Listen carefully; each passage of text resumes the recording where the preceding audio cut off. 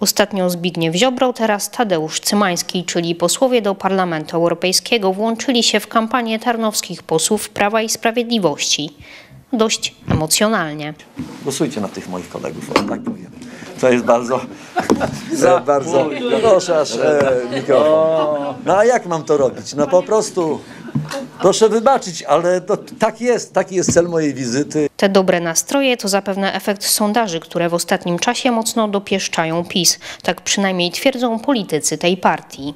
To jest głos, który liczy się w tym, aby PiS odnowił to, co idzie ku, powiem odważnie, ku zagładzie, bo niestety destabilizację Polski widzimy.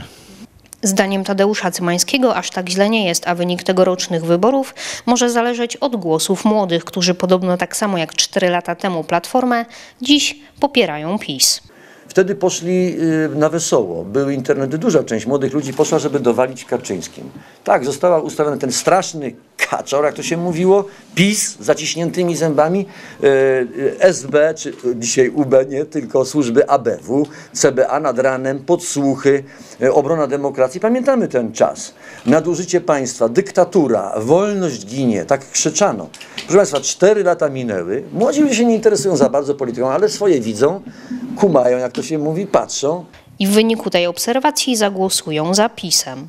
Tadeusz Cymański dodaje, że mocna strona PiS-u w tym roku to wiarygodność. Spytaliśmy, czy odnosi się to również do prezesa Kaczyńskiego, który podobnie jak przed zeszłoroczną kampanią prezydencką zmienia całkiem retorykę i język na bardzo łagodny. Polityka jest sztuką przekonywania innych, więc proszę się nie dziwić, że PiS też wyciąga wnioski z historii. Ja się cieszę, bo ja uważam, że strasznie wiele żeśmy przegrywali na zasadzie tak powiem, frajerstwa. I dlatego jest wściekła Platforma. Media są wściekli, niech pokaże swoją prawdziwą twarz, niech wyjdą te pazury i rogi. Tego żądają. Nie damy się na to nabrać. Przynajmniej aż do wyborów, bo historia uczy, że dzień po nich może być już zupełnie inaczej. I niech krzyczą jeszcze mocniej, że to nie jest prawdziwy Kaczyński. Zobaczycie, jak, wie pani, strachy na lachy. Może się ktoś da się nabrać. Ze wsparcia europosłów cieszą się tarnowscy posłowie i kandydaci. Może niedostrzegani byliśmy przez 4 lata tutaj, przepraszam, dziennikarze chętnie przychodzili tutaj, ale w tych mediach może i mało myśmy się pojawiali, ale w Sejmie jest tak, że jest część osób, które są oddelegowani przed kamery, a część do pracy. W sobotę na tydzień przed wyborami do Tarnowa przyjedzie prezes Jarosław Kaczyński.